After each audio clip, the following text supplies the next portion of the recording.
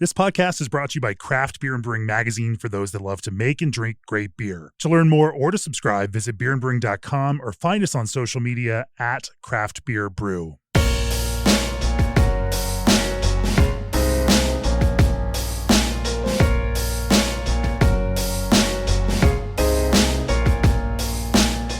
It's episode 326 of the Craft Beer and Brewing Podcast, and this is another GABF Gold episode where we focus on gold medal winning beers and how they're brewed by some of the most interesting, creative, and technically adept brewers in the country who have the medals to prove it.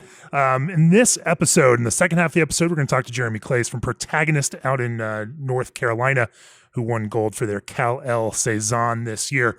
But first, joining me for this first segment of the podcast is Jason Zumbrunnan, founder of Ratio Brewing in Denver, Colorado, who won gold for King of Carrot Flowers in the field beer category. Welcome to the podcast, Jason. All right, thanks for having me. It's fun to be able to do this in person. Just saw you was it last week? Yeah, it was last week for our brewery accelerator here in Denver. And here we are again talking quickly about carrot beer of all things, an unusual topic. Again, something we've never ever talked about in 325 previous episodes of the Craft Beer and Brewing Podcast. But here we are. We're going to talk about how to brew a compelling field beer, finding a way to make a beer with such an earthy ingredient. Has its own particular challenges, but they have found a way to make it interesting, so that it doesn't just win medals, but also has a regular place out here in the tap room where locals enjoy the beer, and you even package that beer and put it out there from time to time too. Before we start the conversation, for years, G&D Chillers has chilled the beers you love, partnering with 3,000 plus breweries across the country. They are proud of the cool partnerships they've built, offering 24/7 service and support. G&D builds with non-proprietary parts, expert craftsmanship, and constant innovation. G&D's in-house engineering crew have been piping breweries, wineries, and distilleries for over 30 years. They offer free piping design and consultation with the sale of every chiller they build. Reach out for a quote today at gdchillers.com or call to discuss your next project. Also, this episode is sponsored by BSG, distributors of Gambrinus Malting, Canada's original small batch artisanal malt house. Located in Armstrong, BC, Gambrinus Malting combines European-influenced malting practices with the finest barley, wheat, and rye to produce some of the finest Canadian malts available. Visit bsgcraftbrewing.com/Gambrinus to explore their full line of traditionally crafted malts and infuse your next brew with the character of the Okanagan Valley and Monashee Range. And scheduling freight carriers should be the last thing on a brewer's mind, so why not trust the experts to handle freight for your ingredients? Old Orchard has partnered with a leading logistics firm in the craft beverage industry to transport your flavored craft concentrate blends. When you order 2 pails or more from Old Orchard, you qualify for freight quotes. To get started, head on over to oldorchard.com/brewer. All right, Jason, let's talk quickly about your path through the brewing world.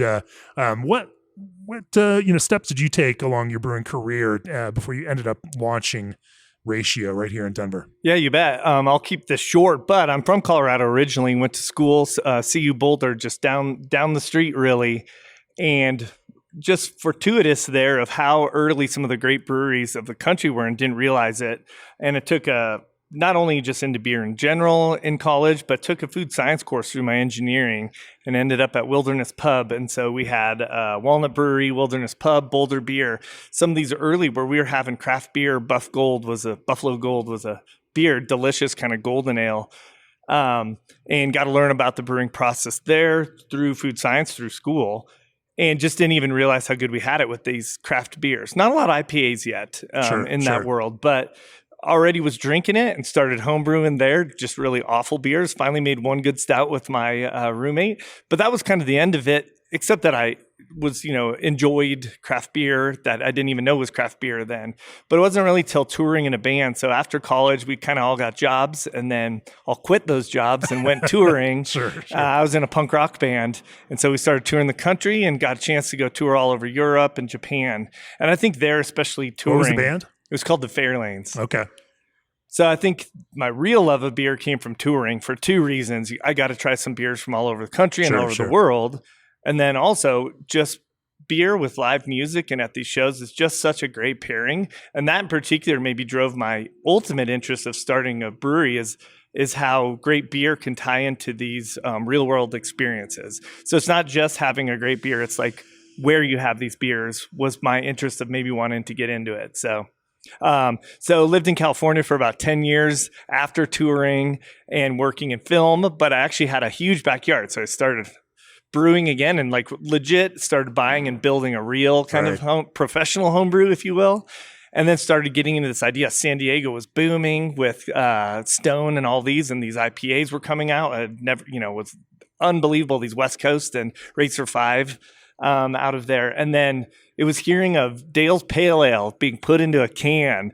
And, California and LA at the time, Colorado didn't make the news much out there, except for when this canned, pale ale, which is really an IPA, came out. And it was the talk of the town. And it was like, wow, what's going on in Colorado with brewing again? I knew it was big, but all of a sudden that made bigger news. I think that was this inspiration to get back, maybe move to Denver. Early 2000s, I think, 2003, yeah, 2004? It would have been right there somewhere in mid 2000s when I was in Santa Monica at a bar called The Library, and they had this and everyone freaked out. And then it was like, could I get into brewing? Could I start a brewery? And it already was starting to get past the point of just home brewers, maybe just, hey, wing it, open up a little shack. I knew it was competitive, not only in San Diego, but if we were moving back to Colorado. So decided to go back to brewing school first. So went to Siebel in Chicago and then Doemens over in Munich, Germany before moving out here to Colorado. So then fast forward, got a job right at Wincoop Brewing right away out of the gate, and base level job. And it was great because brewing school was all technical and perfect, right? You read about pump curves and when things work perfectly. And then I walked into a 20-year-old brewery that was essentially duct taped together. You're standing on a ladder to hand, paddle the mash and, it's... And, all manual, right. Barely, if the gauges worked occasionally. And so there's a lot of that manual skill and how to fix things. So that was real world. It was great. It's a funny, in fact, Bass, who brews for you now here, Ratio. I remember going down for a brew day for the Collab Fest years and years ago at Wincoop with the band Real Big Fish. Oh yeah. And brewed a collab beer at Wincoop and got to watch all of that very manual process in that old that was right classic. Before they've upgraded since then. They finally put in a whole new system, but there was a slogan there: if it's not leaking, how do you know it's working? That was true. My first day of even transferring a beer, of course, it's like it's leaking out of the fermenter door, and Andy, the head brewer at the time, got a mallet and a screwdriver, and I was like, "Wow, okay, I did not learn this in school." It was funny watching Hickenlooper, at the welcome for GABF this year, talking about those old days. It's amazing to watch a governor of this or former governor of the state of Colorado. Coming out of the brewing world and finding that kind of success out there in politics. What a cool thing, but telling some of those early stories, but actually seeing that system that, some of it was ahead of its time. It had a grain kind of a elevator to out of the mill room, out of the basement. So some things it was like, I don't know who even built this. And it was real, that was well thought out. Undersized on everything else because they didn't know that people were going to start brewing these big alcoholic IPAs. Sure. So everything was designed for like 4% beers. But then, so I wanted a little more technical. And so I got a job brewing at AC Golden inside of Coors. And that was exactly that. It switched way back to being able to use the labs and the expertise of everyone in Coors and a lot of lager expertise. So I brewed there for about 3.5 years before finally getting business plan together and opening Ratio Beer Works. In 2015, we opened to the public. Cool. So what's the idea behind Ratio? There is a creative drive here for those that are listening but can't see it. It's a very visual, bright, bold, modern, urban brewery.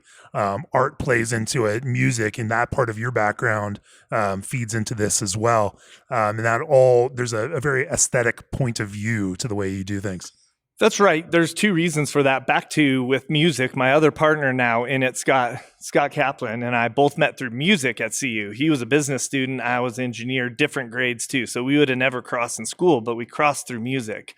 And even with touring and all that, he's younger than me. So on one mini tour, he actually went and roadied with us for a little bit on one loop. But so we really kind of bonded over where beer bonds people together through these other shared events. And in our case, it was music, playing live music. So from there, we never really lost that. And we really love that idea of how to use beer to bond communities together. So we really went back to what we knew, which was music, people making art, just makers and doers in general with creative processes. And kind of that analog, how do you tie people back together through hopefully a great product that you're making, which is beer? And beer's done that for, thousands of years. So how did that start to translate into, it translates into the visuals here, translates even into names. There's definitely music inspiration for your beer names, but when it comes to the beers themselves, how did you figure out where your sweet spot was going to be for the beers that you make? That's a great question too. When we were doing our business plans, early 2000s, Colorado was known. It was almost like the Colorado style was turning into everything bigger and bolder. So even Dale's Pale Ale that I mentioned, by any standard, if you look it up in the guide, should be an IPA, right? It's like 60 something BUs. It's like 6+% alcohol. It's an IPA, right? If you were to throw it. But that was kind of the motto back then. We have our Godfather Brewery here in town, Great Divide. Everything was big and bold and alcoholic. Avery, these delicious Yeti, beers. Hercules, right? So I love them all, but one differentiation back to this idea of where we had it and, with live music or things like that, or even if you're just sitting on a patio, was this idea we did consciously think we probably want to have more sessionable style beers. And this was back then before now it's actually kind of full loop, especially with lagers coming back in. So it was definitely a thought point of having a few lower that alcohol on a few back to traditional. So like our Saison Dear You, which was one of our first flagships, it's only 5 some percent. We were really inspired by a lot like Tank 7, Colette out of Great Divide, but these are 7-8% alcohol beers, right? You have one of those on a hot day and you're buzzed or you might be going home. We wanted one that you could sit, have three beers out on the patio and you're still okay. So we wanted some classic styles, but maybe with some modern twists was our early thought of it, which is wild why we're talking today about a really weird wild beer, because that was not our MO of starting the brewery. Sure. But there definitely was some of this, kind of, quasi Northern European influence, definitely a little more Saison, but not that kind of Abbey style, triple quad, kind of big Belgian approach, and much more kind of flavorful ester driven, but smaller beer. The Saison's a perfect one for us, which I know you're the Saison person before, and this was our first Saison that ever won an award. We got a silver at GABF with Dear You, right behind Tank 7 in that Amaro Belgio category. Sure. And but that one, the twist on that, it's a really classic Saison base recipe. It's over 50% wheat. Yeah. It started at 60% wheat, so it's a tougher beer to louder for sure. But maybe it's closer to 55 now. But we use 100% Citra hops in there. So that was kind of our take on that, was doing a really classic Saison. We use the French Saison that goes much drier and a little bit citrusy with the earthy, but less of the bubble gum of that traditional Belgian. And but with that, with the yeast profile, that Citra was just the cool little twist on it without going wacky or wild. I just thought it complemented it already instead of going with kind of a noble hop that would traditionally, or not even much hop character at all, which is traditional Saison. That's why that'll never win in a traditional Saison category. Has to win in the Amaro Belgio kind of category. Sure. How do you select or choose Citra specifically for that, or you just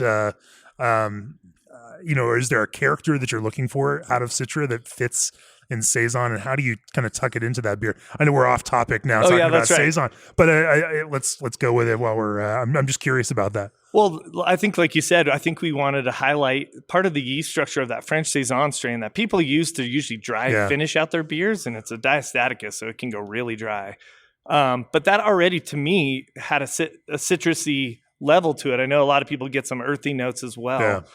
So it already was there in the character. When we first tried the beers, it's a dry hop on that beer too. Yeah. Small dry hop. So it's not meant to overpower. Right. But yeah, it was truly complementing. So we were just looking for a good American citrusy, kind of fruity and not dank or anything like that. Right. That style hop. So that, at the time, Citra was really just coming up. I mean, it already was a popular hop, but now it's like a American classic, right? And for good reasons. Sure. It's such a great hop for that reason. It doesn't give off a lot of other funky flavors typically. Right. Definitely has some of that flexibility in it too, if you can, push it between styles here and not just an IPA hop. Well, let's talk about carrot beer because that is a weird one, and maybe it's a little bit different out of your mainstream of beers.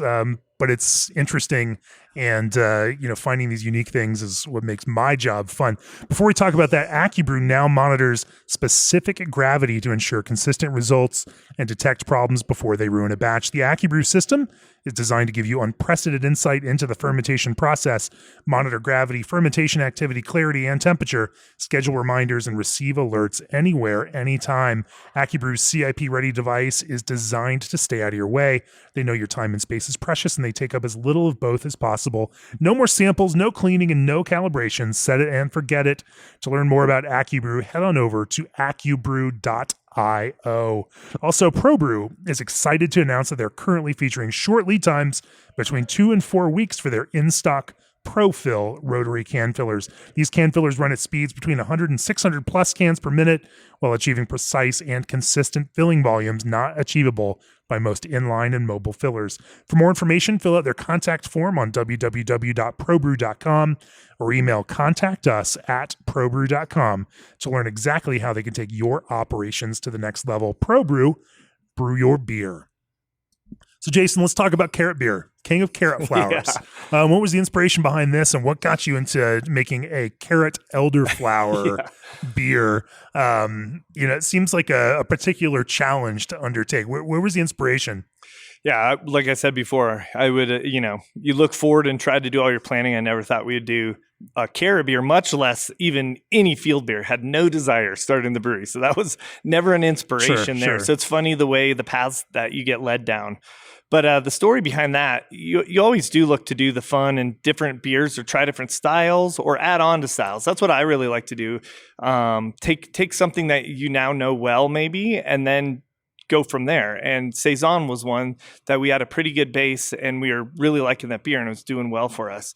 So that was kind of the start of the inspiration. But this came about, we're right here in Denver. We're in the Rhino Arts District, which crosses about 5 neighborhoods, but we're by the greater 5 Points neighborhood and kind of a food desert out here. And one of the neighborhoods near us, Elyria Swansea, actually has an indoor grow house farm that grows vegetables and things around for the neighborhood. And it's a really awesome organization.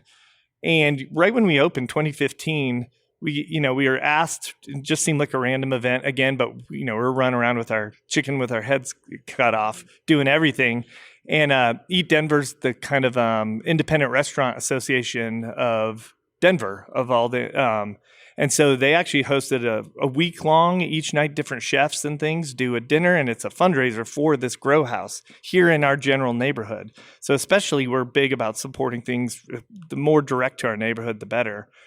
So we went and just did this event, and it was magical. It's inside this farm, and they set up these dinners and all these chefs that are inspired and all doing this as this fundraiser event. So that got me thinking. And it's Harvest Week, so it's in the fall. If I didn't mention that, it's called Harvest Week. It just happened here again. It came back after COVID. So that got me thinking, God, we should do something special. All these chefs and everything were specifically creating these menus for this week of events and dinners. So that got me thinking for the next year, we should try this. And, for Harvest Week got me thinking something, around harvest, or could it be a field beer? And so that very next year, we did a beet Saison that was with citrus. So it was like a grapefruit beet Saison. It's another even earthier product. And it was a super hit. And we actually had all the restaurants, puree and roast the beets and puree them for us. And went over really well. So then by the next year, 2017, I had the idea of doing it again for it. And so inspired by a song name too, having a name before King of Carrot Flowers. And I looked back through some notes, and originally we were going to do purple carrots, have all these chefs do them. And then I was looking for, some kind of flower. And I thought, at first lavender, rose or something, just a flower. That's usually where these ideas come from.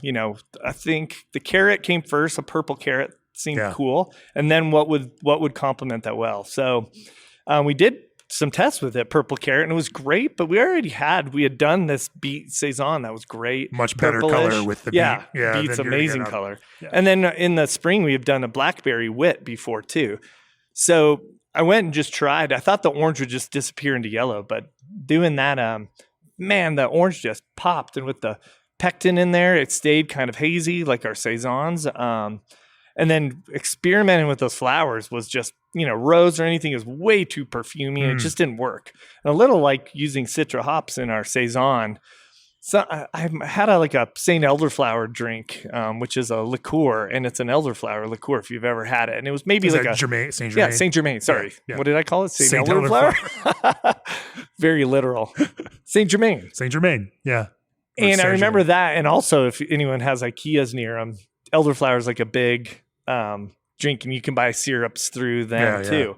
And it just kind of stuck in my head I was thinking of, hey, these are all too perfumey. What's more of a floral, like a citrus smelling, if you ever smelled like a orange blossom or something, right. Something more on that lines. And so elderflower got brought up, and it was almost instant then. As soon as we started fiddling with elderflower, it's like, that's it. That just complemented so well and brought this fruity character out. Well, and the other odd thing, we're talking about really earthy products like carrots, but really we can talk about it later, a fresh we use pressed juice in it. And really good carrots aren't as earthy as the ones when you're just chomping out of your back garden that I seem to go. I don't even like carrots that much, right? And it's not like I eat a ton of raw carrots. And but they're actually very sweet, which we didn't want. I mean, that ferments out, so it doesn't matter. But there is almost a fruity character balanced by that earthiness that we know of as carrots. So it already is there when we're tasting these. If you go have a really good carrot juice, you'll notice there's a bit of fruitiness to that with the earthy and very sweet as well. So that already was like, hey, that I knew something to complement that flavor, and that's where elderflower came in. And it just was immediate success at that thing. We sold it out in like that week or two. We did a full batch. We sold them out to the restaurants as well. So about a 20 barrel batch. And it was like, oh, we might be onto something here. We thought it'd be, a funky, fun Harvest Week beer that's pretty good. And it was like, we probably need to do this again. It's interesting because, now you don't expect it to be much, but it's now a beer that you do make very frequently. So actually very interesting. We have just now launched it year round. So very much you tend to not take weird wild swings or at grand slams of like, oh, that worked once, let's change the brewery and do all that. Right. We are trying to be a long-term consistent brewery. But so what we did was, well, let's do it again the next year. We're going to double. Let's do 2 batches. And it was like, bam, that went well. And I think by 2019 or so, we go, well, let's do it in the spring as well, because we were still doing it around this harvest time. So we did a double release, spring and then the fall, and that went well. So it kept adding it on. And then, of course, COVID hit. So that period of time is just, absorbed down into the mud somewhere. And then when we came back, it kept selling well too. And one of those funny things, we never meant for it to be a flagship or year round. But, whenever we'd put it on, it's in our top 3 beers, in our tap room or number 1, depending on the time of year. So it almost became obvious. And when you take your subjectiveness out and we're a little more objective, we're like, why aren't we doing this beer year round? So this spring of 23, we launched it year round. So the first final release, if you will. And so couldn't be better timing too with it. And then now it's in cans year round too. Excellent. Let's talk about the carrot juice itself. Like you mentioned, I imagine, as you said, you started in this iterative process with purple carrots, ended up, and I imagine you've tested and tried a few different, how do you now find carrots? And then what is your process like in processing those carrots in order to create a juice that you then add into the Saison? There's a few things to this some are generalized. So if people are using weird ingredients or juices or pureed things of how you go about it and what's important or not. I will say once you get big, it's really fun to do your fun tiny batches. We had a 1 barrel pilot, hand zesting limes, and then you're like, when we're going up to 20 barrels or a 60 barrel or 80 barrel batch, you're like, I don't think we can do this by hand. So it becomes I guess that's where my engineering comes of like scaling up. How do we do this and still maintain that character? Sure. So with the carrots, and you won a medal for this production batch, right? It's not like you did a special. Correct. Right. No, this was just straight off. Yeah. This is just a batch that went out for regular sales. Right. We've pretty much locked our recipe in, I'd say, 3 years ago. We don't make that many tweaks now, very minor tweaks. But yeah, carrot was really difficult.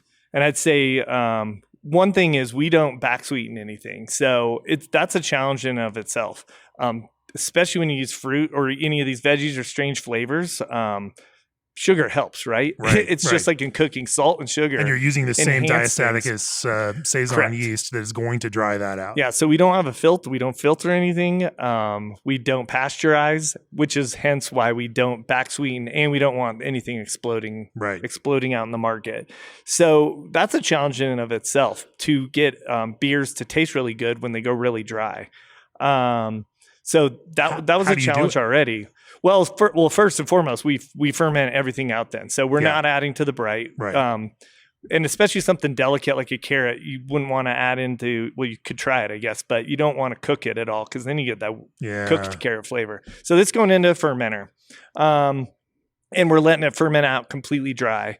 And with the diastaticus, that's a whole nother one of letting it go even longer. Our fermentation time's more like a long lager on this because you just need that last few degrees Plato to go down.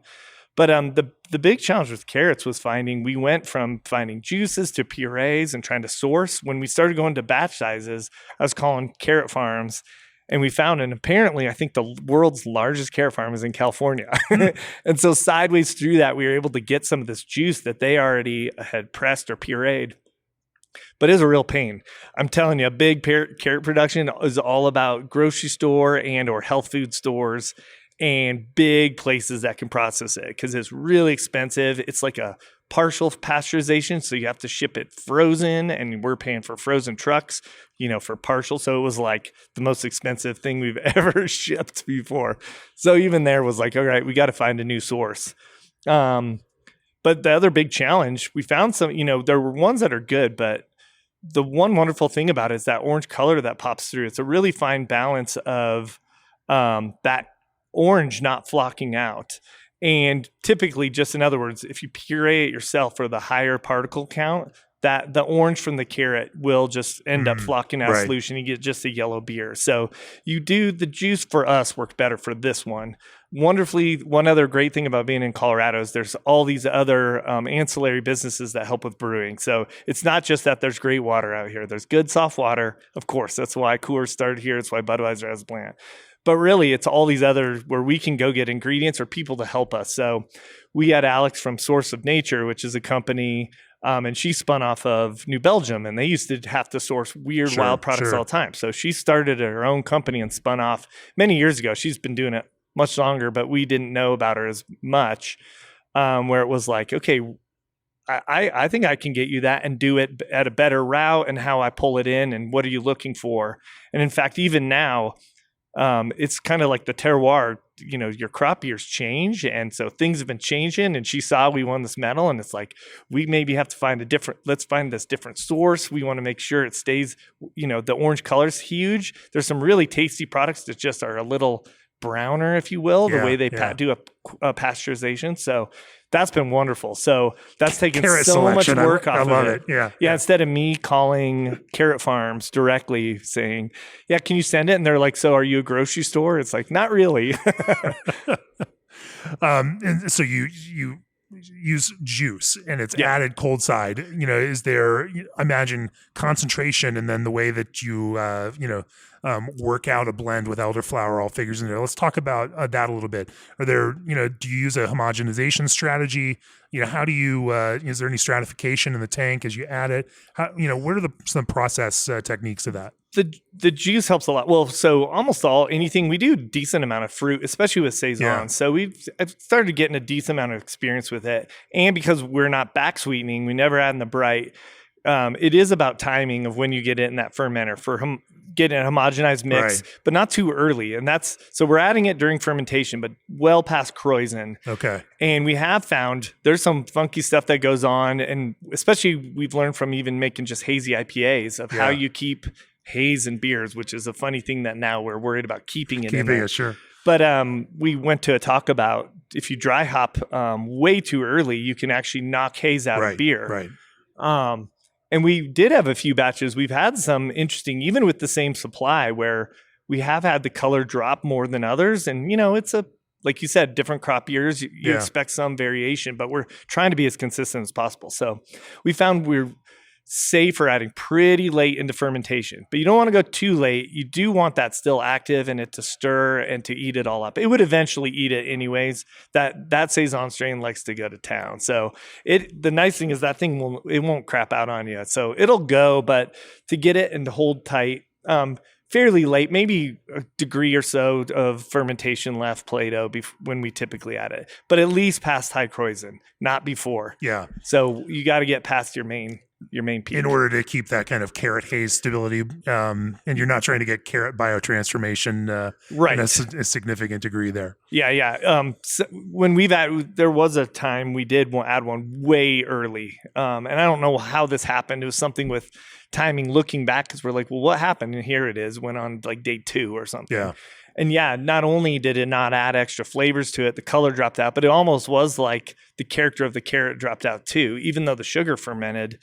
It's like all the goodness didn't get locked in. So who knows what the science is exactly, but definitely later in fermentation. Sure. Do you do anything, for this carrot version of the Saison with your mash to try to hold on to some of the kind of body and some of the other, create some sort of unfermentable sweetness so that it helps, convey that character of the carrot?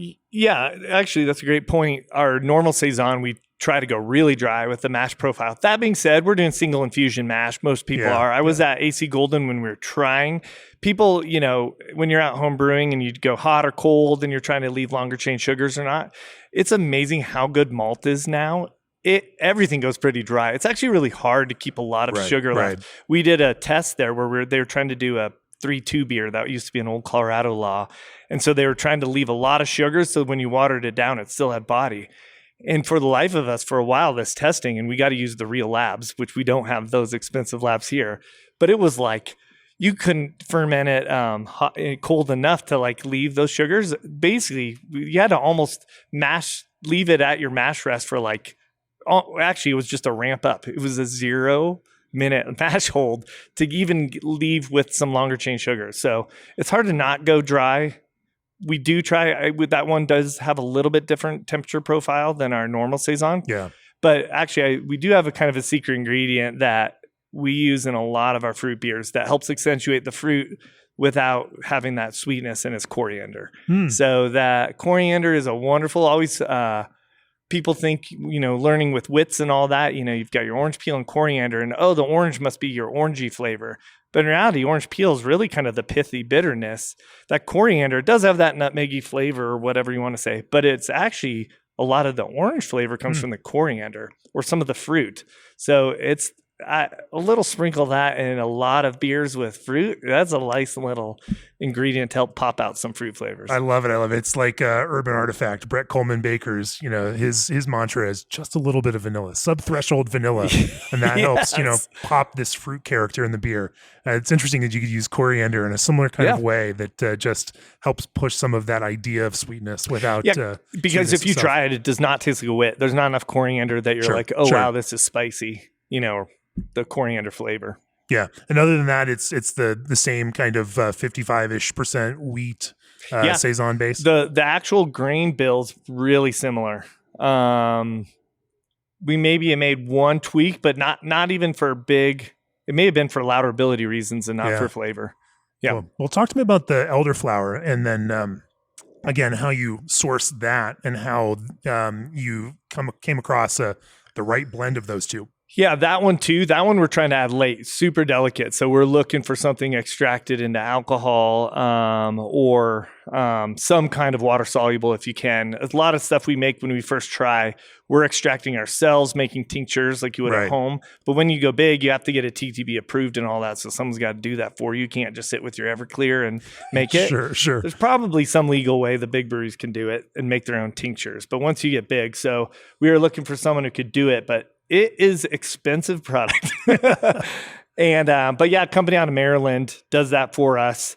And it is scary every once in a while. I don't know where they get all that, but if they, pulling in the elderflowers, and when they pull that, every once in a while they're like, hey, we're 6 weeks out on even getting the product in to make, to be able to do the tincture for you. So we try to buy it in early, but it's expensive. The only good news is it doesn't use a ton of it, and especially where we use it, because we use it. That one we do go into the bright. Or during our transfer, and that's where we get really good mixture. Right. By the way, if you're doing anything in brights, if you can do it during transfer, from biofining, anything, do it while you're transferring. It's the best mix you ever get. So yeah, that's a really delicate one. So we want it there. We don't want it to ferment out of the top of your fermenter. Obviously in a whirlpool, it's just such delicate oils. So yeah, that's in the bright. Do they, it's an interesting, obviously we're here in Colorado, the ability of modern technology to create water soluble or solubilizable compounds out of things that typically were not water soluble is fascinating. In the last 5 years, we've watched technology, especially in the cannabis side, kind of push all of this forward to a point where we now have, technology that will allow some of these things to solubilize more readily. Are they using technology like that, or is this more of a tincture approach? It's funny you bring that up, because that is funny how it's driving it with cannabis and extraction, especially in the hops world. I feel like that's exploding so fast. It's the same thing. I think cannabis was looking at what hops were doing, because there's some extractions from that, both on the oil side and, to get flowable or for your alpha acids, the bittering side. But some of those are terrible products, right? If you're doing a bittering flowable hot, well, it's not flowable. You have to have it hot. But, there's some voodoo magic going on now where it's like flowable at almost room temperature. Yeah. Because if anyone's ever worked with those hot products, they're like, it turns into almost like a caramel hard candy if you're not heating it up. We don't use that, but I saw it in the big brew house at Coors. They were using it, and you'd have to have heat lines along the whole thing just to flow. And it's the most bitter thing you've ever tasted in your life. If you ever get a chance, just put a little dab on your tongue. Don't do that. But yeah, that is interesting. Yeah. So I'm not sure it's so much on the oil products. Like, we use a lot of zest oils too. And those are just awesome. Back to how do you get the character of like a orange or grapefruit or lemon? Man, zest is maybe the best thing, better than the actual fruit of really popping that character out. But to your point, that's oil. And oil and water don't mix, which beer is mainly water. So you've got to either go into alcohol or propylene glycol, which is interesting. But that's all food grade. People first see that and freak out, but they've used that in baking for years and years. So I assume it's okay. Sure. So you add elderflower into the bright. Yep. How do you finish this beer? Obviously Saison. So having good foam. Obviously you're pumping a bunch of wheat into this, and then you're trying to make this beer look good and present well, but also having that kind of high Saison carbonation helps it feel kind of effervescent and and bold and energetic. Yeah. The good news on this, that Carrot really keeps that foam, which we love on Saisons, but it keeps it more in check. And frankly, it's a love-hate. Our Saison at that 60% wheat is got nice foam, right? And we do want that higher carbonated. But I'll tell you, if anyone's dealt with ever selling beer out to the public, you have to be at the best case scenario for the worst draft systems. And in fact, slowly over time, for our draft, at least on our Saisons, we've lowered the carb level when we sell it outside, because the amount of people, if they don't have a dialed draft system, it's just going to be a foam pour. And then you're just pulling out kegs or we became draft experts for people. But by the way, this happens in Germany as well. If you don't realize, like, their Hefeweizens and things that in a bottle can be really high, 3+ volumes, they're carbonate low on draft. And it's exactly for that reason. They don't know who it's going out to. And so, in America, a standard kind of draft is probably set up only for like a 2.5, 2.6 volume carb. So a lot of those will lower. The good news, so the Carrot just doesn't foam near as much with the other, precipitated or the solids that are in solution. So we actually pour pretty well with that. The big difference is, and Hazy IPAs brought it on, is if anything, we wanted haze, but typically we call it like a Saison haze or a light haze that we've always done with the Saison. And when we add fruit, there's so much pectin and haziness in fruit. When we first started doing some of these fruit or field style Saisons, we actually were really worried it was too hazy. You know, it would be like opaque. And even if it's a cool color, we're like, ooh, people aren't going to want this. But kind of happy coincidence that it goes together. The rise of hazy IPAs has totally changed it. Like we used to add pectinase to some of our other fruits to just clear them up. Maybe not all the way, but clear it up so it was more that light haze. Right. But now, man, it's almost like preferred to have it like, ooh, I can't see through that at all. So now we don't do any other processing to it. So is there anything else to use to kind of maintain that stability for it? No, it actually, that's the other thing. Because we don't pasteurize or any of these other things, we're looking at our technique all the way through. And like you said, of where you're adding additions and how good your product is that you're putting in to hold its stability. And so luckily, the one good news is if you get a nice Saison haze, it lasts a long time. You know, when you have this weird hop interaction with these hazy IPAs, it's still, there's some magic in there. And there's some strange techniques that we're trying to take from that. But yeah, it's always a worry. Very long term, it does start losing its haze a bit, but usually it never drops fully clear, except for some of those cases I told you that we realized, oh, we had a process difference. It's not like those beers you have to store the keg upside down and then flip it over before you pour it. Not as bad, but we do get a little bit of settling. Once again, because we don't filter at all and we don't centrifuge here, we would probably, if we had a centrifuge, if we got to a bigger production, we'd probably do a light centrifuge on it, would help with that. But you'll get a little in the can, like your last little bit of the pour, but it's not like if anyone's had the sludge bomb, hazies. Sure. Sells the carrot idea. Do you hop it in the same way that you do Dear You using Citra, or do you take a different hopping approach to this? We switched the hops on it. Originally, we do have a little bit of a bittering hop in it, and we're Dear You. Well, no, Dear Citra all the way through. Yeah. This one uses just a traditional bittering hop, but so little. I mean, we're probably at like 10 BU or something, right? But no, we do use an American hop in it. We don't dry hop it. Obviously, we don't want to disrupt that character, but there's a little bit of Whirlpool hop. It's American hop. I think we've switched. That was probably the one small tweak through the years. We were using a different hop that we stopped contracting that we were using in a pale ale. So I believe it's El Dorado now, but don't quote me because our brewers now have changed it. I haven't specifically brewed it for a while. fair enough. A light American hop in the Whirlpool. But once again, that's one we want the hop character pretty much out of the way.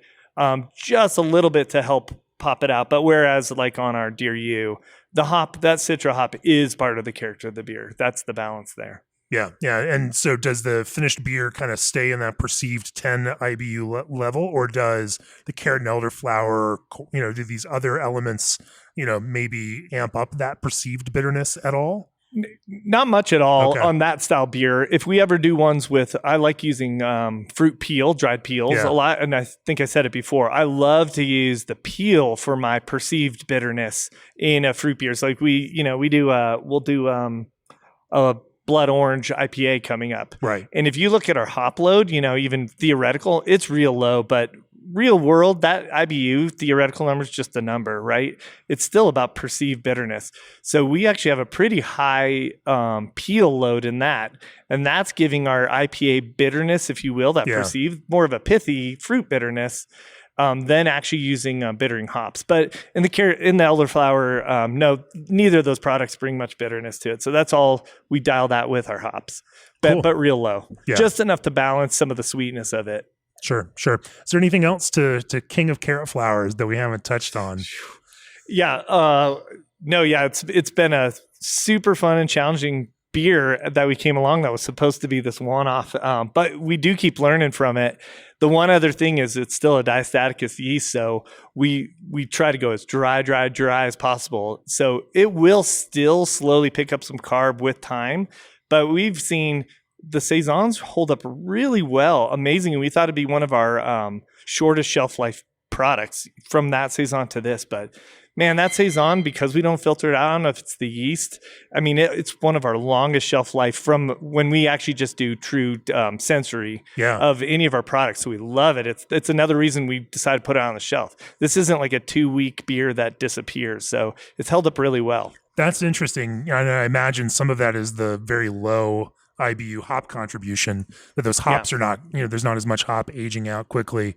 Yeah, but you don't get the oxidation though either. On a light beer, the worry is you get that cardboardy oxidation. But I think that Saison character with the esters is still doing a little and bit, the yeast is doing things too, and maybe that was pulling any as we package oxygen immediately out.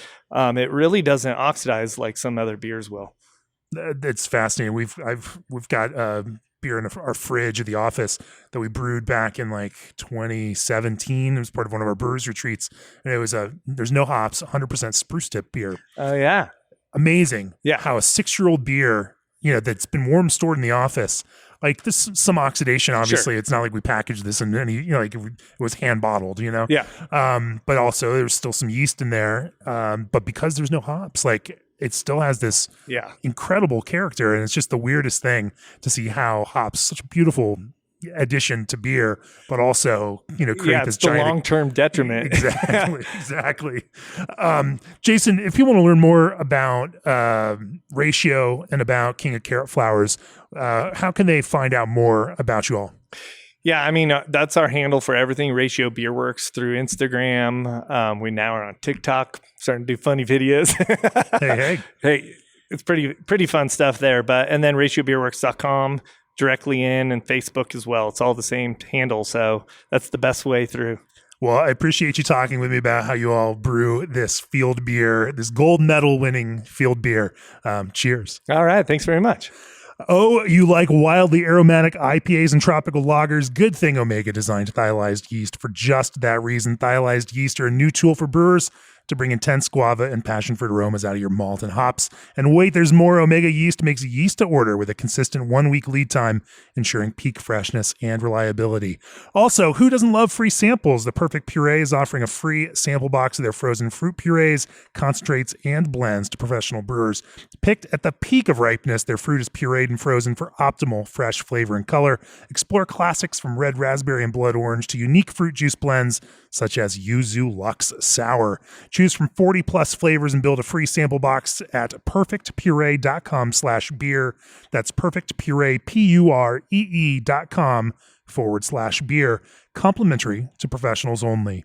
And this episode's brought to you by Yakima Chief Hops. The 7th annual Pink Boots blend is now available for pre-order. $3 of every pound of the Pink Boots blend purchased will be donated to the Pink Boots Society, a nonprofit organization that supports women and non-binary individuals in the fermented and alcoholic industry through education. Place your orders from Yakima Chief Hops and secure your volume of this limited blend for your Pink Boots Collaboration Brew Day on March 8th, International Women's Day. Learn more at www.yakimachief.com/pink-boots-blend. For the second segment of this Saison mega episode of the podcast, joining me is Jeremy Clays, head brewer for Protagonist. Welcome to the podcast, Jeremy. Thank you for having me, Jamie. Turns out that Protagonist and you are no strangers to gold medals in the Saison category at GABF. You have gold in specialty Saison in 2021 for a Kumquat Saison, gold in Belgo American beer in 2022 for a dry hopped Saison style beer, gold in classic Saison this past year, a couple weeks ago for Cal L, a classic style Saison. 3 years in a row of golds in Saison related categories. That's quite an accomplishment. Yeah, thank you very much. It's been, a fun kind of ride, and they're really fun beers to make. We don't really get to make them a whole hell of a lot, so it's kind of fun to splice them in when we have a chance on our brew schedule, and it's something I'm passionate about. So it's just really fun to kind of make them and get them out there, and it's nice that they're appreciated. You get to win medals for these labors of love in this style, that you love to make. So talk to me a little bit about your brewing history. What pathway did you take through to end up where you are now as head brewer for Protagonist? It's kind of been an interesting one, just like everybody else. Been in it for just over a decade. Kind of started, about 10 years ago. I was actually teaching English over in Korea and was thinking about my next move, and had always been really into craft beer. And I was really lucky in that one of my really good friends was helping to open a brewery in Florida called Grayton Beer Company. And he offered me a position kind of just doing everything. And I took the opportunity, came back and started from the ground level there, and was there for about a year and a half. So 2012 to about 2013. And, once I kind of got into it and really realized that I loved brewing, I loved all the facets of it, even down to like the minute details of cleaning. It just felt like a really interesting and fun thing to be doing, and making a product that people consumed and added life to their lives is really cool. So I ended up going to Siebel and Doman's Academy. So I did the Master Brewers course, which was a great program, about 6 months long. And, after I kind of graduated through that program, so spent time in Chicago and then spent time in Europe, and honestly had like the best summer of my entire life. Even if you don't stay in brewing, if you go through that program, you are going to have so much fun. You're going to meet so many cool people from all around the world, and hopefully they'll become lifelong friends like some of us that stayed. But after that, I got lucky enough to get hired by Wicked Weed when they were just kind of ramping up their production and moving into their production facility. So I'm horrible with dates. I could look back at my resume, but that was, probably about 8 years ago, I would say right now, where I got lucky enough to kind of get hired as they were just expanding out of just a pub and sour model into like full-blown production facility. So I was hired with them and stayed with them right at about 3 years. So was there kind of pre-buyout, through the buyout, and then post-buyout, and had just an awesome experience the entire time there. Got exposed to a lot of stuff. Started off as kind of a shift brewer and kind of graduated into lead brewer, and then got lucky enough to do a little bit of like R&D as they were just kind of creating that position. And through that, got to work at like all the facilities, which was really neat. And, got exposed to a lot more sour beer. That was a passion of mine, but wasn't something that I was doing on a day-to-day basis, and got to do some pub brewing and then small batch brewing along with our 50 barrel system at the time. And then, I was really kind of eager for a change where I could kind of carve my own path in a way and learn on the job. And, I really wanted to put a brewery together and be a founding member of something. And that's where I met the great team at Protagonist and started with them in January of 2019. And here we are, going on 5 years later, still rocking it. We started on a 2-barrel system, and now we've expanded into a 15-barrel 3-vessel system. Should also mention that you're in Charlotte, North Carolina. Yeah, sorry. I don't know that I don't think I mentioned that, at the top here. And so you've stayed in that general southern environment. As you guys started Protagonist, what was the goal, and how did you go about designing beers for what the brewery was going to become? Yeah, I think at first we didn't really have a great idea of necessarily the beers we wanted to make. Whenever we first started, we started on a 2-barrel system. So really we had a 2-barrel system, and then we also were kind of a beer bar model too. So we had like something like 28 drafts. So I was kind of filling up some of those drafts, and then I also had some serving tanks. And right away we were just kind of like, for me, it was feeling out the system and kind of looking at the styles that the city kind of wanted. So, hazy IPAs, clear IPAs were still a thing, but were kind of phasing their way out. And it was really the rise of the hazy was kind of in that 2019 time. You know what I mean? It was really coming through. So putting out a lot of beers like that, and then just dabbling in lagers. We were on a really small system, so we didn't really have the capacity to be, letting beer sit in tank for a long time. So at first we were kind of rotating through a lot of different styles, and just kind of like having fun, to be honest, because it was a small system. So a lot of the beers that we were producing were gone pretty quick. So it was just kind of churn and burn and have fun with designing different recipes, but also just kind of like learning the identity of where we wanted to go.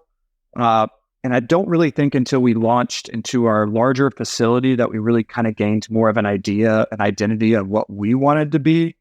And we quickly, after 2019, we signed a lease in January 2020 in our larger facility right before the world melted down. Yeah, it was quite the time, and put a deposit down on a brew house. And honestly, looking back, we were very fortunate to do it then, just because it was before COVID scarcity happened, and everything became way more expensive, and build outs are more expensive, and equipment was more expensive. So we were able to kind of get started. And really, once we moved into this new facility in late 2020, we really began to call a little bit more of an identity. And part of our philosophy here is just like our tenants are people, place, and time. And, it's people is that we're making beer for, the everyman, and beer's part of people's life, and it brings joys to people's life. And place kind of was just like, that's when I started really getting involved in using local malt. And we really wanted to kind of decide that we wanted to have like a terroir to the product we make. So we really made a commitment to, basically using 100% of our malt, almost 100%. I'd say probably like 98% of the malt that goes in our beers is from a local maltster here in North Carolina, Epiphany Craft Malt. Hi, Jordan and Sebastian, if you're listening. But they make really awesome products, and most of it's sourced throughout the Southeast. A large portion also comes from North Carolina. So we just felt really good about making connection with them. And then time for us was just like, the idea of like, slow down, like you're here, you're enjoying this, but also kind of an ode to styles of the past. A lot of the things that we've done in this building is trying to stay relevant with current trends, but also like, I like to say a lot of the stuff we're making is a classic style plus. It's a classic style that we may put our own spin onto. And that's kind of how a lot of my approach to Saison has kind of gone too. It's just like an ode to the past and then looking at like, hey, we're moving into the future with some of the beers that we make. Well, you've just given me the perfect segue to start talking about Saison. Let's talk about how you approach Saison, and maybe we'll start. Obviously, you've got multiple expressions that go in different directions, from dry hopping, fruited expressions, breaded expressions. But this past year in 2023, you won a gold medal for classic Saison. Talk to me about, as you are designing a recipe, and the idea of classic Saison is such a funny one. We have some kind of North Stars like, Saison DuPont and these kind of gold standards of Saison that we all look to. But the idea of like dogma in Saison is almost an oxymoron, right? Like it is not necessarily one thing. It is more of a mindset and approach than it is, a specific style with tight strictures. But knowing that, like, where do you start when you are thinking about designing a classic Saison recipe? Yeah, I mean, that's a really good question. And it's just really multifaceted. But, just like with any recipe that I'm doing, I'm thinking about my desired end product. What I want that end product to be and what I want that end product to taste like. And then I kind of work backwards. But kind of before I get there, I always think about like the intent of what I'm trying to do and almost put a roadmap or a timeline on what I want to do before I do it. I think a lot of misconceptions of Saison is that it's just like you can make one in 10 days or 2 weeks. And, I really disagree with that idea. And I think it's really hurt the style. When I walk into a Saison, I really think like this beer is probably going to take time, or is going to take time. And I approach a lot of the Saisons that we brew here more like lagers than even ales. And that like, I like to age them a little bit longer. I think they do better cleaning up in bottle or lagering or in keg. So when I look at something like Kal-El with a classic Saison, I know what the end product is going to be. And that North Star, of course, is like, the Saison DuPonts of the world. And, I think that beer is absolutely fantastic, especially if you can get something, a fresh version of it, which is, hard to find sometimes. But, if you can get a really fresh version of it, which fresh is probably 6 months old, let's be honest, it's absolutely fantastic. So it is interesting. I can say that having, had fresh Saison DuPont on tap in the cafe next to the brewery, it is remarkably different than the bottled version that we tend to drink here and there. Both are great, but it's quite a bit different. Yeah, 100%. So I guess when I look at a beer like Kal-El, I'm really looking at my final intention for the beer, for it to be this really dry, bitter, But for me, I like mine to be phenolic and estery, but not too phenolic. So a really balanced, bitter, highly carbonated beer is my end goal. And then for me, I always layer in, when I'm looking at designing a Saison recipe, I think about yeast, but one of the first things, of course, I start with is my raw materials and what I'm going to put in that beer. For me, I think, Saison in general, having that farmhouse tradition, always sings, alternative grains of sorts. So using a good amount of Pilsner, but also layering in wheat, spelt, rye. I've made buckwheat Saisons before, but looking at those alternative grains as a base are really fun to play with, and they really play into the style. So for me, and this beer in particular, Kal-El, was built on a recipe of Pilsner malt, wheat malt, and rye. And that's really a go-to for me for a lot of the Saison bases that I use. I might change up the proportions of where I'm putting some of those grains, but I think they play really well together. Pilsner is just a beautiful base malt, and Epiphany makes an excellent one that I use in all my beers. The wheat gives it just the touch of body that you kind of want to have because you're expecting this beer to really dry out.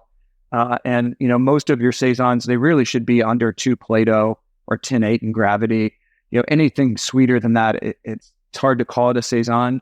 And then the rye adds this great earthy character, but also really helps to dry out the beer. So, sometimes even with a Saison, it may be dry by gravity, but may still have so many esters that it tastes sweet. But the rye really helps to cut through all that and really clear the palate and just kind of wanting you to have that next sip. So that's what is it about rye that does that? I'm curious. Is it just that kind of light, spicy character to it, or does it just attenuate more than when it's run through a typical mash? Yeah, I don't think it's attenuation necessarily. I think it's just the character of the grain. You can kind of taste it in bourbons or whiskey to have a portion of rye. You just have that beautiful spicy quality. In North Carolina, they grow one, I think I might pronounce this wrong, Baruzzi rye, which is really known for being spicy and earthy. And there's different sorts of rye that are grown out there. Some are fruitier than others. This one in particular is just known for being really earthy, quite dry, and quite spicy. And it really helps with beer styles like this to add at a small percentage. I think in this beer we did like 3% rye. And you may or may not know it's there, but once you say it's there, people are going to taste it because it leaves that palate wanting that next sip. You know what I mean? You want another drink after you had a sip of it. Sure. About how much, approximately how much wheat also goes into this? This one I did a little lighter. I, just like any good brewer, a lot of times will round up to the whole or half bag. So for this one, it was a whole bag, which put it at 7%, but that was really about my target. I really wanted to put about 5% in. But I don't, I'm not about putting 37 pounds in. So for this batch in particular, 55 landed at 7%. So that's kind of where we ended up. And what does that wheat do for it? I mean, I imagine there's both a foam component to it as well as some body component to it, given that this is going to end up as a very, very dry beer. Yeah, I think you get body from it. We do step mashes on almost all of our beers here, and this one in particular, of course, was step mash, being a Belgian beer. So I think it gives body, and then the way that we step mash it, I feel like I get a little creaminess out of it, which is something that's nice because you have all these components layered in together through the hops, the esters, the phenolics, the rye that's, this kind of earthy, spicy backbone that shines through. And then just a touch of creaminess helps with that head retention. And it's something that I always think should be in a Saison is something that's going to give you something like wheat, whether it be wheat or spelt. I'm a huge proponent of it. I probably would have put spelt in this particular beer, but we were having trouble sourcing it this year. So just kind of landed on wheat, but probably would have had spelt in there if I would been able to get it. What do you love about spelt compared to wheat? Yeah, I think for me, the spelt that we get gives definitely a fruitier component. A lot of the times the ones that we've gotten through Epiphany is it's like the ancient form of wheat, so it's a little bit less refined to me. The flavor, at least, it's not necessarily as soft and mellow. We have a red winter wheat that I buy through Epiphany. So spelt to me is just a lot more robust and, it has almost like a great cantaloupe quality to it, which is kind of weird to say. But that usually isn't grown in the Southeast. I think that's more grown maybe towards like Maryland, a little bit further north. And they've just had trouble sourcing it this year. So really kind of stuck with the wheat base, which isn't that different. It's splitting hairs really. And I think in the end beer, it may be hard to pick it out, but it's just something that I think is fun to play around with. We joke and talk about the idea of like rusticity in Saison, quite a bit. And a lot of that comes back to this ingredient choice in one way or another, not just the fermentation approach. Does that play into any consideration for you? And do you find, that some of these blends of grains, sourced in the way that you source them has a kind of a flavor impact that captures a certain, kind of idea of farmhouse or Saison for you? Yeah, I think it does personally. I think it's important to be considerate of that. Like when we're talking about this farmhouse tradition and it's always thought of this like rustic product, at least from the brewer sense. I think everyone's got a different idea of what a Saison is, depending on maybe what forum you're looking at or who you're talking to. Online, there's all sorts of voices. And, a lot of people lean towards yeast as the main, like that's the driver of what a Saison is, the yeast you use. And, I have some Belgian heritage in my family and then have had the fortunate experience of traveling to Belgium a couple of different times in my brewing career. And, whenever last time I was there, and I think I got lucky enough to go to De La Seine and meet Jan de Betz. I was talking to him and I was like, what do you think is the driver? Because, we always talk about in America, it's always yeast driven or it was yeast driven. He's like, honestly, like, I think what makes the Saison a Saison is the grain. It's where you're sourcing the grain and what's in it.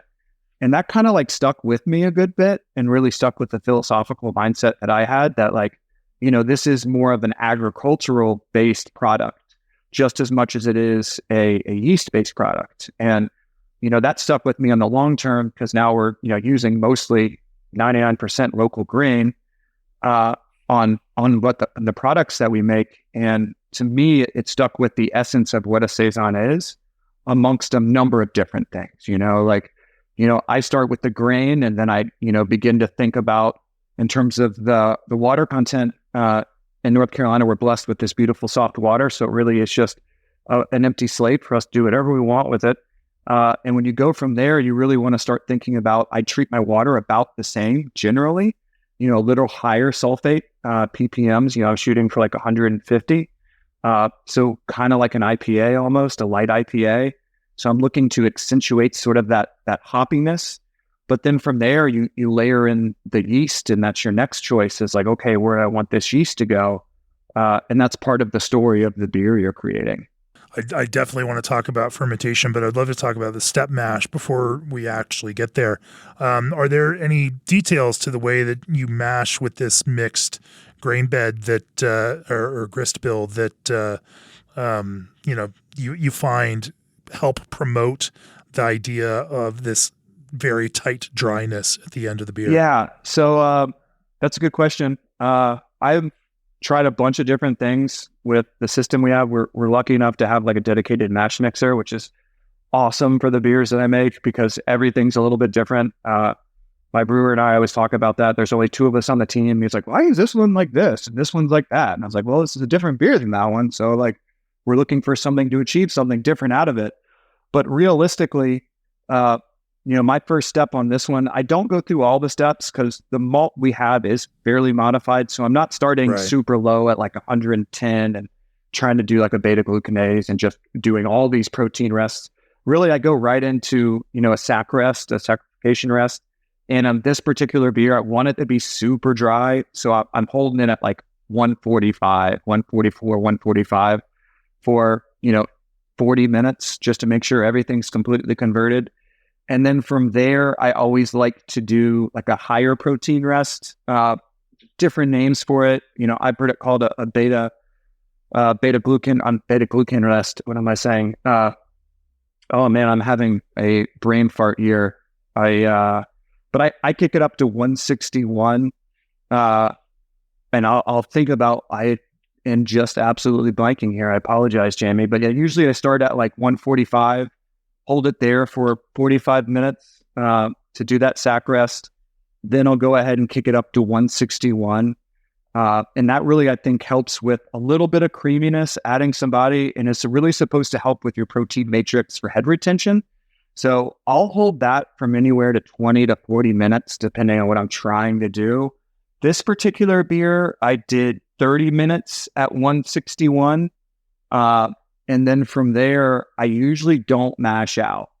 I usually go from there straight into the lauter tun and, put in my base water, foundation water at 170. And that usually holds that temperature of 161, the duration of my sparge and runoff. After you've done lautering, what does a boil look like on the Saison for you? After I've lautered over, usually my boil is standard 90-minute boil. On these beers, I haven't really changed much of how I'm boiling it. I like doing 90-minute. I know my particular setup, sometimes if I do 60, I could have some DMS coming in. So I really just feel like 90 is my safe bet. And it kind of leans back on that brewer's dogma where it's like, hey, if it's not broken, don't worry about it. But yeah, once you kind of get in the boil, I do add a 90-minute hop addition for this beer. I'll add my hops as I'm going, starting to run off, and just let those hops kind of first wort hop where they're coming up to boil with the beer or with the wort. So I'll do a first wort hop, and then through that, I'll do a 90-minute hop addition, and then generally I'll do a 10 or 15, and then a whirlpool addition as well. What are there hops that you enjoy using in this kind of Saison context? And, you mentioned that this idea for the beer, the finished beer, is a very bitter beer. Obviously you're using calculated IBUs for this, as a small brewery, but, is there a way that you think about, this, the amount of bitterness that you're pushing in hot side? Yeah. So when I'm pushing in hot side hops, ideally I'm aiming 30 to 40 IBUs. I'm kind of looking at my brew sheet on this beer. And those are calculated and theoretical. The drier your beer is going to be, the more that shines through. And the fact that I added rye to this beer, it's going to have this drying quality that's already going to seem slightly bitter in a way. Like it all plays together, whether it's the sulfate, the rye, and then the hops you use. This particular recipe, I used Supersaucer as my bittering hop. And then again, back to being just a good brewer, I calculated my load based on 11-pound hops of Hallertau Middle Fruit. We use that hop. I really like it. It really helps with Saison because, again, it's got like a spicy quality already, along with being quite herbal. And knowing that I was trying to make a classic Saison, I knew that these are the hops that I should be using, and these are the hops that I wanted to use. Supersaucer is a fun varietal that comes out of Michigan, and it really is like Super Saaz. You do get spicy, but you do get a lot more lemon notes out of it. So I wasn't really looking for that lemon quality or lime quality. I really just wanted to get, something that was more noble-like. I use it in a couple other recipes. So for this beer, I was able just to drop in, like 5.5 pounds at 90 minutes. And that was like my large bittering charge. And that's probably where I got most of my IBUs, especially now that Germany's been having some struggles with climate change and hops, and a lot of your alphas of those German varietals are quite lower. So I really just said, okay, I'm going to get, close to 20 IBUs right off the bat in this 90-minute edition. And then from there, I'll get my last bit in the 10 and whirlpool editions. Interesting. And, you mentioned thinking about some of these noble flavors, in the finished beer, how does that work? And how do you find that kind of timing and that kind of heat exposure through the boil impacts, that flavor? How do you describe, in the finished beer, what those hops convey as? Yeah, I think you just want to play with the yeast you're using and the grains that are already there. Hallertau Middle Fruit is not going to be a blow your socks off hop. It's going to be a hop that's going to give you a lot of herbal qualities. herbal earthiness. And then, in Pilsners, you can probably taste the slight spiciness that's there. But, in a beer like this, there's just so much other stuff going on. I'm not putting a whole lot of consideration of that hop flavor, but I don't want it to be a competing hop flavor. I want it to work in harmony with the overall end goal of the beer. And, a hop like this was the perfect choice for that. I just want it to harmonize with everything else that's going on in the beer. In my specialty Saison that we did, Air is Beautiful, that had kumquats and had Brett, I used Centennial and Citra in the whirlpool because I wanted to play on those citrus forward flavors, knowing I'm adding kumquats later and knowing I'm adding Brett later. I wanted something that would be a little bit more expressive, knowing that it was probably going to get wiped out in the end by everything else that was going on, but it was going to harmonize with the goal of that beer. Let's come back and talk about, fermentation. Okay. So your last hot side is your hop edition is what, in that 15-minute range, and you're not doing any whirlpool hopping on this one? No, actually, this one I did do whirlpool. So I divided that 11 pounds into about 5 and 6 pounds. So, really thought about adding some whirlpool hops. But again, like the Hallertau Mittelfrüh, I just don't feel like it's that pungent of a hop when you're putting it through the Saison rigmarole, which is just going to be a lot of esters, phenolics, plus, like I said, I have that rye component that really is like a really drying, spicy quality. It adds into what you're trying to do, but I don't think that it's that strong of a hop that you would really notice that it's there. I mean, that's just my feelings on it. I think that's maybe a little unromantic, but I just think, like I said, I'm trying to gain harmony in what I'm trying to do, and knowing that this is more of a delicate hop, that it's going to add this nice herbal, earthy, spicy balance to it, and it's just going to play into the overall flavor profile of the beer. But it does work even in the whirlpool then to give you just a little bit of that extra character. Sure, I think so. Yeah, I don't think you should limit yourself to not adding hops in the whirlpool.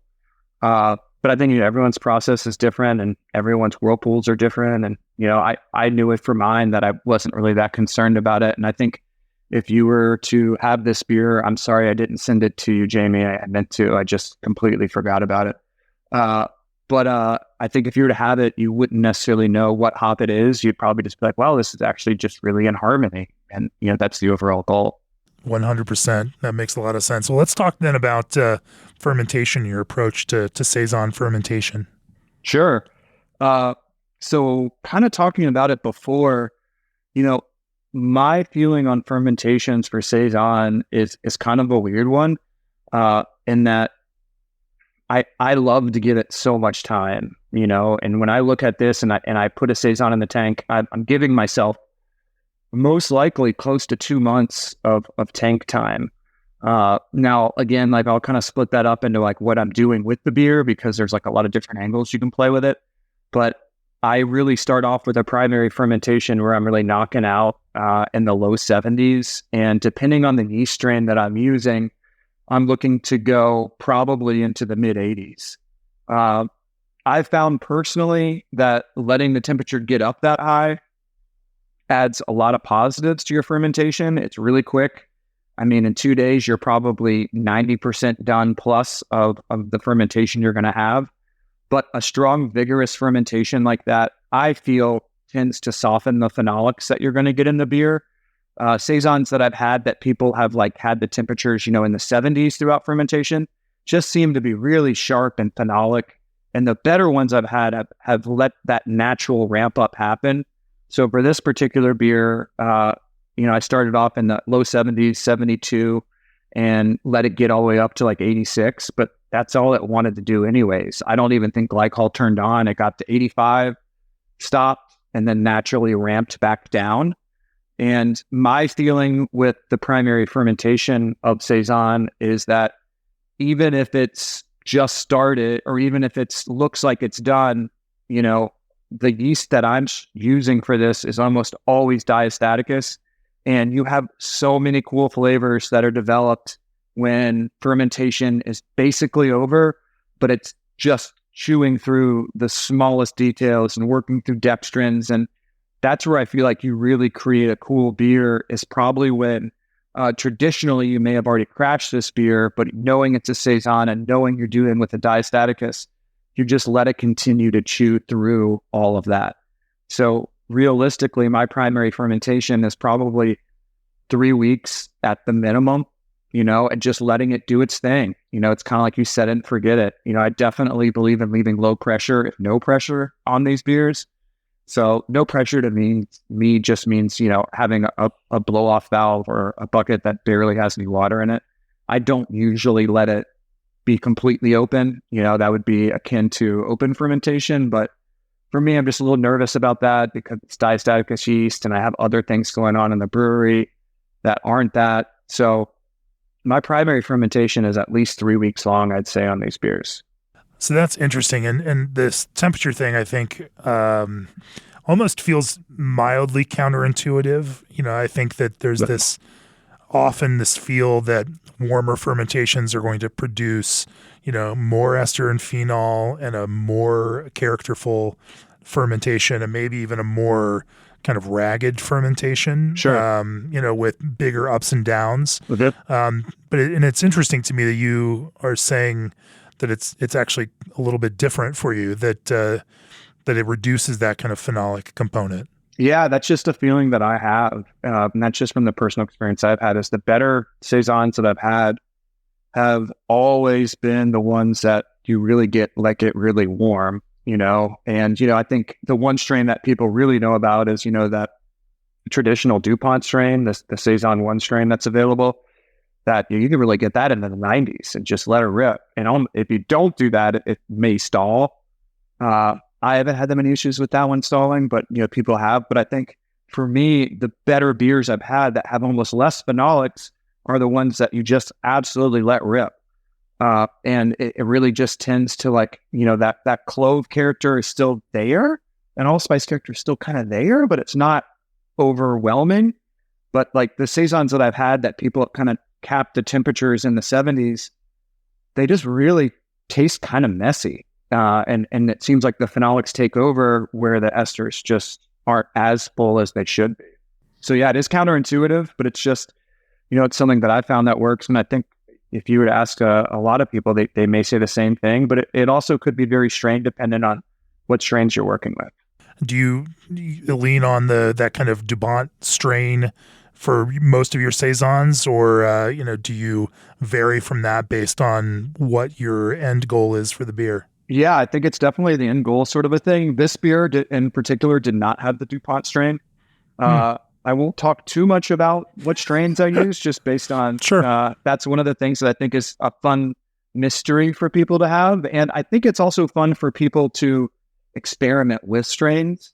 I've definitely been through them all to a certain degree. I've tried a lot of different ones. I've done the dry yeast. I think you can make an amazing Saison with dry yeast. Big believer in some dry yeasts that are out there. And even using combinations of dry yeast, one that is, known for having phenolics and one that's known for not having phenolics, and blending those can make a great beer. Doing one that's just known for phenolics can make a great beer. This beer in particular was made with a single kind of isolate that I did prop up in tank. And then, it is POF positive, it is STA1 positive. And for me, I think the one thing I would say for yeast is if you're going to use yeast, if it's one thing that stands out about the Saison yeast, is that it probably needs to be a diastaticus yeast for me, and have phenolics too. So POF positive and have, phenolics and be diastaticus, just because it adds just this different element of beer. And possibly that's kind of back to the farmhouse rustic roots of it too, where the yeast that I'm using and that we're using in these beers are, as close to wild yeast as it could be without calling them a wild yeast. I think in a lot of people's breweries, especially people that, specialize in Brett and mixed fermentations, some people are more scared of the diastaticus than they are of Brett, and it's just a scary thing to kind of have around, but it's also a really cool and unique yeast to use in these beers. There's definitely some downstream, especially if you're packaging, and some careful steps that you need to take around that. I know yeast researchers now are focused on finding Saison yeast, or at least in part, focused on finding Saison yeasts that work in a familiar way, but without that diastaticus component. Thankfully, there's lots of yeast research going on in varying ways. Interesting to see where that will end up and what will result in commercially available yeasts from that. But nonetheless, let's kind of finish out. So your fermentation then ends up basically ripping quickly, and then petering off into like a long 3-week tail of very slow fermentation as that strain continues to just micro ferment everything that's left in that. How do you then? You're tracking these fermentations. You're watching very small changes, almost indecipherable changes. How do you then determine, when it's done, when you are happy with where it has gotten to, and what is the difference between, say, 2 weeks and 3 weeks as you're sampling, from these fermenting tanks? Sure.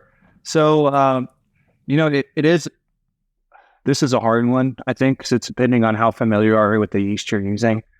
The particular yeast I use for this beer, I've used quite a lot. And even though it's diastaticus, I'll give hints on this one. It doesn't tend to go all the way down to like a Plato. It usually stops pretty repeatedly around 2 Plato. And that was kind of the goal I had in mind, saying like, okay, like once we get close to that 2 Plato mark, I know it's about there. You know what I mean? It's probably about done for what it's going to do. This beer in particular, within the first, 2 days of fermentation, we were down to 3 Plato, right? And then to go from 3 Plato down to 2 Plato took to drop that 1 degree Plato took a full 2 weeks, and it really just slowly chews away and slowly works through it. And it's just slowly chewing. And usually I'll test it and I'll give it like, okay, I'll test probably like on a Monday and a Friday. If I test it on a Monday and I test it on a Friday and it's the same and it hasn't moved at all, then I'm like, okay, we're there and it's around that theoretical amount that I expect it to be at, then I know we're really close to where I want to be. And that's when I start to kind of like decrease temperature. For this particular beer, I had kind of a goal in mind of kind of what I wanted to do with it. And again, that goes back to kind of like your game plan in the beginning. I knew I wanted to make 3 unique products out of this beer. It was a 15-barrel batch, so I knew I really wanted to make 3 beers out of it. One was going to be, I wanted to dedicate two barrels of this beer to bottle conditioning, and doing 2 barrels of bottle conditioning. And that's, in the end, like that's the most beautiful version of this beer, is the bottle conditioned one that you can give a lot of carbonation to. I wanted to dedicate about 8 barrels of the beer to draft for our tap rooms and outside accounts. And then I wanted to also dedicate another like 3 barrels of this beer to a beer to capage. So I wanted to make a blended beer out of this and use an old sour with a fresh Saison. And I wanted to create a unique product out of that by doing 3 different things with it. And for me, once I started to get to that like 3.5 week mark, I'm lowering the temperature. I've got it down to like 60 degrees now. That is when I'll usually fill my bottles for bottle conditioning. And I'll go ahead and I'll use my priming yeast and sugar. And I definitely do the old tried and true Bob Silvestri method that everyone knows about and read about. It's great. And I use that method to prime yeast. And I usually just fill kegs and then fill bottles from kegs. And I dedicated 2 barrels of that. So at that point in time, we're 3.5 weeks in. I fill 2 barrels of bottles. And then from there, I fully crash the beer. I bring it down slowly to, 31 degrees, and I'll hold it there for at least a month before I really think about touching it again. The goal behind there is just kind of like an extended lagering phase. It's something I kind of, read about and picked up before, but I really feel like the beer cleans up itself a lot. A lot of the rough edges kind of get smoothed off through this lagering phase. And I'll leave it in there for 4 to 6 weeks to lager. before I think about forced carbonating and packaging it for draft. And my goal there is just to let the beer naturally kind of clean itself up. A lot of yeast is going to drop out through that time. And I'll just say it kind of is just like a lager. After your primary fermentation of lager, it's ready. The beer's ready, but that lagering phase is really cleans that beer up over time. And I think you can really lager a Saison the same way. It really creates a unique beer if you give it the time to clean itself up, and it highlights the really fun things, and some of the more bubblegummy aspects may kind of fall out. That's kind of with the yeast, and you're really going to have this really great spice pear expression meets your grains, meets your hops, and you're going to have a more streamlined, I think, succinct beer. That's fascinating to me to think about how do the flavors convey then? I mean, obviously with those kegs, you're not, bottle conditioning in the same kind of way. And so you are still trying to accomplish a cleanup process through this longer lagering. But then, the rest of us haven't necessarily been able to do it, but you have. What is the taste expression in, say, the bottle conditioned version, that 2 barrels that you push out into that side versus this draft that has now also had its own kind of lagering experience for a good month? Well, it's a good question to ask, because I should clarify. I also lager those bottles, so I'll bottle condition those bottles for a couple of weeks. Usually 2 weeks is what I give it. And honestly, the bottle conditioning is done in like really quick, like a day or two. It's probably carbonated. You just give it 2 weeks at about 70 degrees just to cover your bases. And then I'll put those bottles in the walk-in cooler, and I'll let them sit for 3 weeks, a month themselves. And by the end, that beer that was, in the tank cloudy and, had a lot of yeast in suspension, by the time you're done pulling it out, that beer's pretty clear. At least your first pours are going to be really clear until you get kind of into the bottom of the bottle. The difference between those beers is, really carbonation is the huge one. And I think really that's what makes this beer so unique and fun. And that's why, the bottle conditioned version is always the best, is that, you're pushing 3+ volumes of CO2. It's more like just this really effervescent, champagne, bitter beer that you're drinking. And then the draft version, you're lucky to get 2.7. If you go beyond 2.7, it's hard for your draft system to handle it. So it's a different beer. It's definitely tastes a little bit more estery and almost tastes sweeter too when you have the draft version without that really effervescent blast of carbonation. But both of the ones, however I treat it, even though it's a different roadmap to get there, they both get lagered in a way. And, that's back just from like reading, the old farmhouse ales book. It talks about a lot of different processes, and this isn't a new process. Like if you read that book, there's a lot of people, and even Saison DuPont, they'll bottle condition it, but then it goes and sits and does, like almost like a third fermentation in the cold box where they just let it sit and clarify. And it happens faster in the bottle than it would in a keg or would in a fermentation vessel, but it's still, for me, an important step of letting that beer kind of clean up. Sure. Fascinating and really interesting. So I assume then that the competition version that you submitted was the bottle conditioned version? Yeah, 100%. It would also support that idea of safety through transit and packaging and potential long life there. No, very, very cool. Well, let's talk a little bit about then some of the other Saison, like this coming out of this kind of base approach to classic Saison. You also have won medals for these other expressions, dry hop Saison, fruited Saison. Where, you mentioned earlier that as you're thinking about kumquat Saison, you vary hops in order to highlight some of the fruitier characters, lean into, some of the flavor notes that are part of that intention there.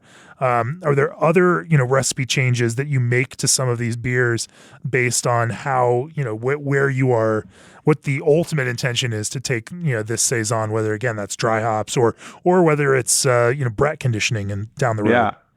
Yeah. So for Air is Beautiful, the approach that I kind of changed a little bit on that one was I used spelt in that one and wheat and rye, and I kind of increased all the percentages on that one just a little bit. For the Brett beer, it's like, okay, well, you're adding a little bit extra for the Brett to work on, kind of a secondary metabolite for it to kind of chew through.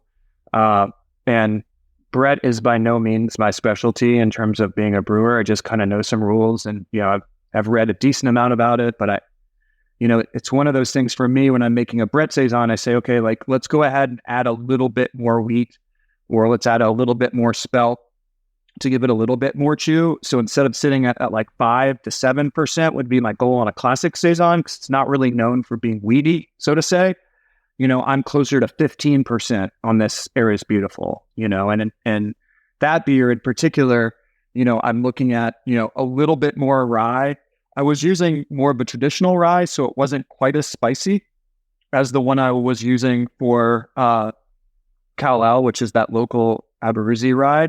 That one's got a lot more spice to it. So I used 5% rye, I would say 10% spelt, 5% wheat, and then the rest Pilsner malt for Aries Beautiful, knowing that, like I said, I'm going to add Brett to it, and that Brett is going to further dry this beer out and is probably going to work on those specialty things and the other metabolites that those specialty grains and rustic grains bring. And that was an approach I took on Aries Beautiful. From there, instead of using more traditional hops, noble-like hops, I leaned in on Centennial and Citra. I was like, okay, like I really want to see what happens. And this was more of an experiment for me when I add these more American West Coast hops to something that is more, doesn't usually have that, knowing I was going to add Brett and kumquats to it, that I just wanted to lean into that citrus flavor. And again, I think the note there being harmony. I'm just like, okay, I just want this to be harmonized. So for that beer, I use Centennial at 90 minutes, Centennial at 10 minutes, and then Citra at Whirlpool. And again, like I don't shy away from those Whirlpool hops. I think if you were to have the beer, you wouldn't know that there's Citra in it. You know what I mean? By the time it gets packaged and through all the aging and fermentations, it kind of gets pushed through the wash or is harmonized with the other flavors. I think if you were to put Citra in something like Kal-El, the classic beer, I think it would be way out of whack. And you'd be like, wow, that's not cool. Like, I don't really like that flavor with all these other flavors. But for this beer, it just played in for the end goal that I was looking for. Sure. Makes sense. Are there any other iterations of Saison that you particularly like exploring? Or on the flip side, are there some of your experiments within the Saison realm that have not worked out as well for you, or not produced, some things that you won't go back to that you've learned from? Yeah, I think dry hopping Saison is an interesting one to talk about because it really can turn into an awful beer. And Sure. I don't know exactly if other people have experience with this or not. So I don't want to put my foot in my mouth, but depending on the strain you use, if you dry hop a Saison, it could turn into just a bubblegum festival. I made Juicy Fruit down Main Street. It's not a great flavor, but that does go away with time sometimes. And other strains I know people have better luck with. So I think, experimenting with strains is fun, and maybe saying like, I really recommend that. I think it's fun if you're going to brew a Saison, that to do a couple of different fun things with it to see what works and what doesn't work. But dry hopping Saisons can either be really beautiful or absolutely awful. And I think it's hard to tell. It's really based on yeast strain, but a lot of times you will just end up with this just bubblegummy mess. And that, fortunately, if you do let it age, so that happens to you, giving it some time in keg or in time in vessel and like further lagering it, it kind of mellows that out. But you just have to be careful with dry hopping would be my thing, I would say. And it's also really fun though. In that I've done one that was really nasty with the dry hop, gave it time, it cleared up. It actually turned out pretty good after giving it, almost 2 months. But then I also pulled a portion off and added Brett to it. And then all of a sudden the bubblegum was gone and it turned into just like this really beautiful beer that you could kind of tell was dry hopped, but maybe not, because the Brett had its re-fermentation on it and had done all these other things to it. So I think that's something that is both fun and can be a little bit dangerous. But yeah, I think the thing that I think I really like about this, and that you and I were talking about before we started recording, is that there's just limitless opportunities that you can kind of things that you can do with this beer style. There's not a whole lot in the style guidelines of what it's supposed to be, other than if you're making a classic Saison, you kind of look at the North Star of Saison DuPont and maybe a Blague beer or something like that, or even a French Saison. Some people like French Saisons a little bit more. But yeah, I'm kind of really love that you can experiment with it and really give it a go and have fun with it. And the one thing that I think I've kind of harped on here is that, knowing your intention, knowing what you want to do with it, but also giving it time is really important for a beer style like this. And that's just my humble opinion. I think a lot of Saison got a bad name for people that were probably putting it out in like 2 weeks. Whereas, like I said, I'm putting these beers out and I usually say at least 2 months, just give it time and you're really going to be rewarded with the beer you have, but you got to give it some time or else it's not really going to shine the way you want it to. Speaking of time, our time is getting long here, and this is probably a great note to bring this to a close on. G&D Chillers has set the standard on quality, service, and reliability with 24/7 service and support. BSG are the U.S. distributors of Gambrinus Malting, Canada's original small batch artisanal malt house. Try Old Orchard's flavored craft juice concentrate blends in your next craft beverage. AccuBrew helps you detect problems before they ruin a batch. ProBrew has rotary can fillers in stock with a 2 to 4 week lead time. Omega's thiolized yeasts bring intense guava and passion fruit aromas out of your malt and hops. If you're a pro brewer, request your free sample today from the Perfect Puree, and $3 per pound ordered of the YCH Pink Boots blend will be donated directly to the Pink Boots Society. If you've enjoyed this podcast and any others, go to beerandbrewing.com, click on that subscribe button. We are in our Best in Beer season, and a couple weeks from now, our Best in Beer issue will be out with a feature package on Saison, which is why it is top of mind for us right now and why I love having this conversation in this timing. Jeremy, if people want to learn more about Protagonist, learn about not just the Saisons that you brew, but also all of the beers that you brew at Protagonist with this heavy bent on taking classics and putting a contemporary spin on it, where can they learn more about Protagonist? Protagonistbeer.com is a great place. Check out our Instagram, Protagonist Beer. It's the easiest way. Right now we're distributed mostly around Charlotte, so if you're in the greater Charlotte area, or if you know someone that's around, please encourage them to come by the tap room, grab some beer and send it to you. I think that's the easiest way right now. And, come by for a beer, and I hope you take something from this podcast. I think it's really fun to talk about something I'm passionate about. And, it's something I'd love that if everyone was making just great Saisons, and that way everyone would drink great Saison. So big shout out to anyone that's really making them. I think it's a great style to keep in mind. I think there's so many different iterations and so many different things you can do with it. And, don't worry, don't shy away from it. And then also, if you want to sell it, maybe don't call it a Saison. Kay Bernat wrote a great story on that for our Brewing Industry Guide for all of you subscribers out there, for sure.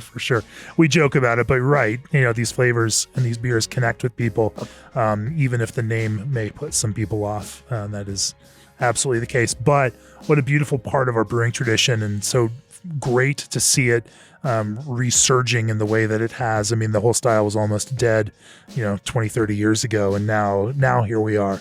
Let's not let it die again. Jeremy, save a bottle of the bottle conditioned Kal-El for me if you've still got one around. I'd love to try some of that. And thanks for talking with us about brewing Saison. Cheers. For sure, Jamie. Thank you for having me, and I'll save the bottle for you. Cheers. Cheers.